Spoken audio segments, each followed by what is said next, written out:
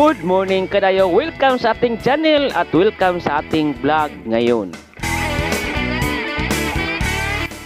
Sa ngayon, ating pupuntahan uli itong project na flyover dito sa Ulas area.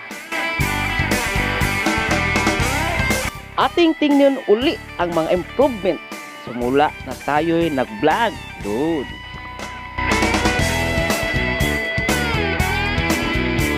Good morning! So yan, good morning from Quintal, Davao City. So happy araw na Quintal. So yun, for today's video, punta tayo ng downtown. Punta ko design sa ating business. So yun, nakasabay lang po tayo. Tapos before that, dito tayo sa Mayan, Vista Mall. Yan, Vista Mall. So yun, napunta tayo ng Ulas area. Atin lang daanan itong Ulas Viaduct o Ulas flyover. Atin lang i-update kung tayo punta ng downtown. Dito sa may Mintal. Happy araw ng Mintal. Yan, happy araw ng Mintal karon. So yun, let's go. Kita tayo ng Ulas. Tingnan ang development or improvement sa tulay or sa one flyover na ginawa sa may flyover Ulas. So Davao Bukidnon Road, then Ulas tayo papunta sa ating tingnan yung one bayan yan. Yan, okay, go!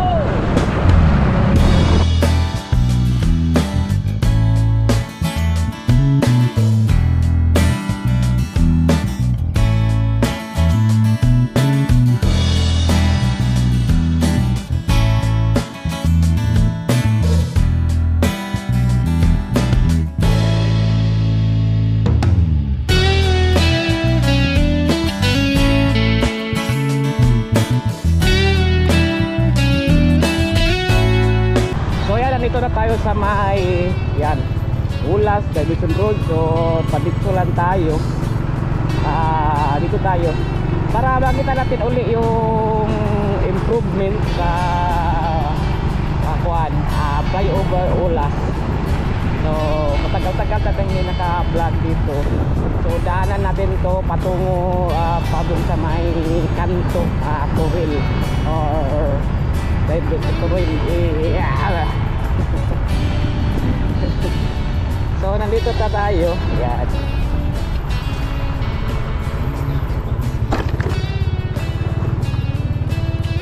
So nandito na yung mga equipment nila so banda. So yun, nakita nyo may mga kuan na tawag ito beam. Yan, yung mga beam na cast beam. Yan, so yun yan, malaking beam. So ready to lagay na yata to sa kuan sa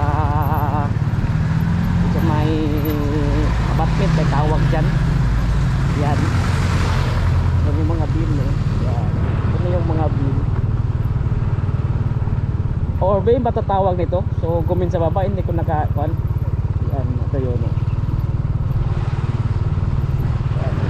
malaki, mahaba, pero ilagay na to dito sa mayan, may poste sa may pundasyon. So yan, dito na yung parang pa-curing na lang yata to. So dito yan sa may Ulas Ulas flyover na ginawa. So yun, ito yung abutment tawag ano nila nito. Yan, ito na yung yun yung naikuan na clear na, maganda na. Yan, so yung beam ng mga kuan yan to, mga kuan dito na ilagay. Yan, kasi ready na to para ilagay itong mga beam nito to. Yan, ito na labyan natin. Yan, so ito na yun. Galing dito sa may kuan, pababa tayo. Yan, so may finishing na. Yan sang dalawa, tatlo, apat na mayroon na silang ganyan, no? Maganda na tingnan. So kasabay ito doon sa may kuwan din sa may maa nga flyover, kasi isa lang sila kumpanya, itong Jima company. So yun, pababa tayo doon banda, tingnan natin yung mga poste pa. So ito na yung tinatrabaho nila. Yan, para ready na yata ito pag lagyan ng yung na daanan natin doon ng mga kuwan, kasi ang hinahintay lang nito para ma-cure lang tingali or makuwan mauga ba matuyo. So yun, ba tayo. So hindi lang tayo magpunta dyan sa may mga ganyan-ganyan dyan, kasi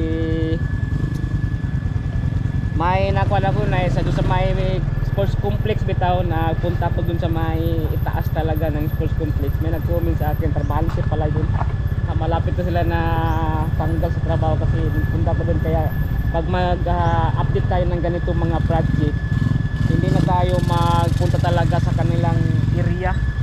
So shout out pala, sorry pala sa aking nagawa doon. Pasensya na, kasi yun mali ko doon, kasi pumunta ko sa kanyan nga area, sa kanang area sa trabahoan talaga. Kaya yun, kunin ko yung para ko. Kaya yun nga, pag once tayo mag-update ng mga ganito mga project sa Davao, hindi na tayo pumunta dyan sa may trabaho talaga o area talaga nila nga patrabahoin, kasi para wala tayong masagasaang mga trabahante o matatanggal na trabahante tungod dahil sa ating pagpa-vlog. So dito na lang tayo sa may kuan talaga, sa may dito area to, walang hindi rin yan trabaho dito, karsada man to, parang dili ito area ng trabahoan talaga ba. So yun, ganito yung trabaho nila, yun yung mga kuan na sila, nagtatrabaho na sila. Yan, hindi tayo nagpunta dyan, kasi pagpunta tayo dyan tingnan yung mga trabaho nila, baka mapalagalitan silang bisor or kanilang mga itaas ng naranggo nila, tapos silon mga kuan sila, matatanggal pa sa trabaho. Kaya dito lang tayo sa may gilid-gilid lang, hindi lang tayo post pagkita, makita naman ninyo yung trabaho. Ganyan lang siguro pag once mag-update tayo, kasi yan dating vlog talaga, update, tapos charity at saka travel. Kaya kung update talaga, ganito na lang natin gagawin. So yun, punta tayo, ano ng trabaho nila, oh. So doon sa kabila nagawa nila sila. So yun, parang galing doon papunta dyan, pataas na pataas ang kanilang ginagawang poste. So sa tao sa mga trabahante sa Jima company, so labay lang tayo, uning so yun, dito na tayo, baba na tayo.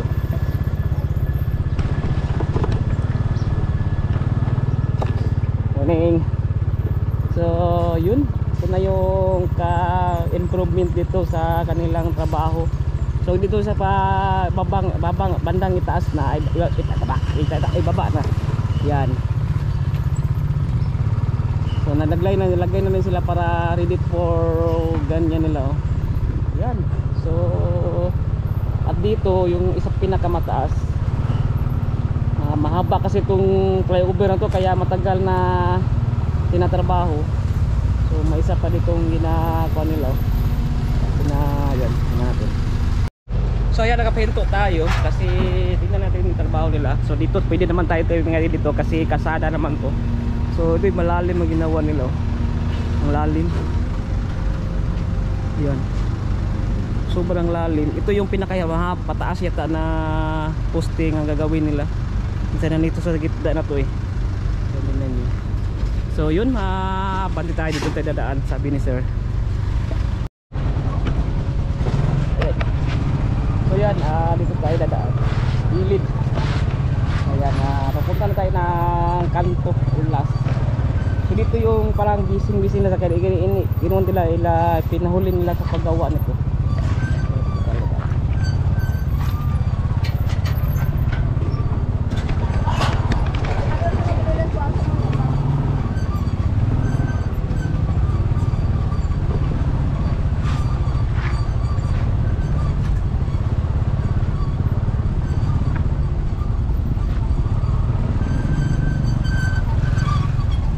Kaya tinan nyo mga kadayo. Yan, lalim. Dalawang pusti ang kinalawa nila ito. Medyo malaki. At mataas ito ito. Nulo nila. Ah, pwede. Ha? Okay naman? Kaya tinan nyo. Ito yun sa may gitna na. Kasi dyan nga banda. Pa-quad na yan. Pa-tawid na yan ng ulas. Okay. Shout out sang sir. Nada operator. So yan na. Pakot na tayo. Yan. Dito na yun. May gagawin pa yata itong pusti dito. Ayun yun. Dito pa may isa pa. Na trabaho nila. Yan. Dito yung banda. Agi-sagi. So may dito pa lang, nandito may isa pa dito. Ayan. Dito na yung tatawid sa kabilang banda sa kalsada. Kasi papunta na to na yung papunta na ng Coastal Road. Ayan. Sa kabilang banda din nag-buri na sila, nag-okay din sila. So patungo na yung Turel downtown.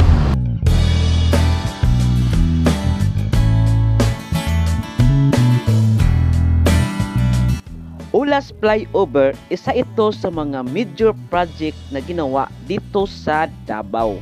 May budget ito na 504 million pesos.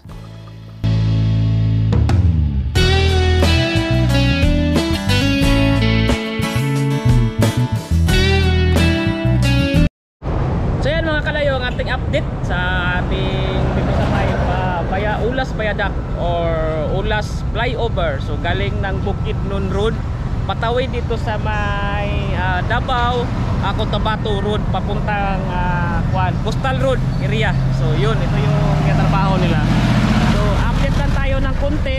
So hindi pa natin masabi kung ilang porsyento na kanilang natapos kasi patuloy pa rin silang nagatrabaho o patuloy pa rin silang nagagawa ng paghukay sa lupa kung ilang poste na trabaho na kasi dami pa nilang ginagawa at patawid itong area yan. Yan. So hindi ko pa masabi kung ilang porsyento kasi dami-dami product malaki na kanilang nagawang trabaho kasi mahaba kasi ito na flyover ang ginawa dito kasabay dito sa may Maa area. So isa lang company sila, shout out sa mga taga Jima company. So yun, yung update viaduct ng Ulas Davao City. So yun, sa ngayon pupunta tayo dun sa may downtown na. Okay, let's go!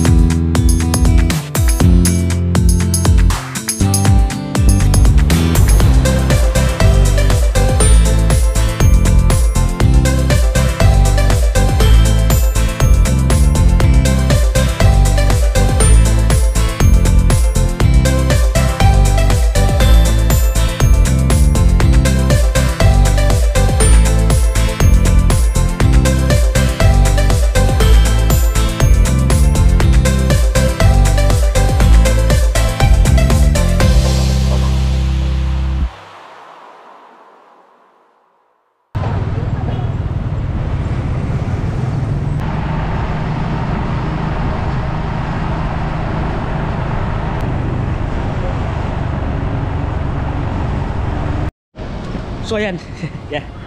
Dito tayo sa may Diaz Mall. So ito yung tawid na pakikita nyo sa Diaz Mall. Ito yung Diaz Mall. So dito yung mga all nga kailangan yung printing needs, printing needs yun. Pwede ka dito sa may Diaz Mall na banda. So lahat yan mga computer design, tapos mga tarpaulin, sticker, iba't ibang mga klase na printing list. Dito yun sa may Diaz Mall or may Bolton Street. Ito yung Bolton Street. Yan, so UM. Kita nyo, ang kabilang side nito ay Claveria. Then dito makita yung dating Gaisano Center. Yan, ito yung Gaisano Center. So ito yung Diaz Mall. So magkatabi lang sa dating Quezano Center. So nakalagay dyan Quezano Center nga parang bubuksan, pero hindi ko alam kung kailan pa sila bubuksan. So ito yung UM Bolton. So ito yung Bolton Street talaga. Yan, kanina pa sinasabi ko Bolton Street. So ang kabilang side dito Claveria. So dito tayo sa itong amigo. So amigo tabi tayo. Kanina tumawil tagal kanina para makita nyo kung saan ang Diaz Mall. So nandito tayo. So ang kailangan natin ngayon nakuha yung design para sa layout for printing. So dito tayo. So marami dito mga book na pwede nyo malaman kung saan. Kung t-shirt printing, so dito tayo sa yan, sa Kang Jirol. Morning! Shout out Kang Jirol. So siyo yung mag-layout natin. Buntag yung kasama niya. So dito yan sa may katabi lang ng Quezano Center. So papasok lang kayo dito. So kung kailangan nyo printing o design for t-shirt, so dito Kang Jirol. Jirol pa lang ito sa Jirol. Yan, Boss Tool 6 yan, graphic design. So yun, dito na tayo. Then print yung design natin, okay?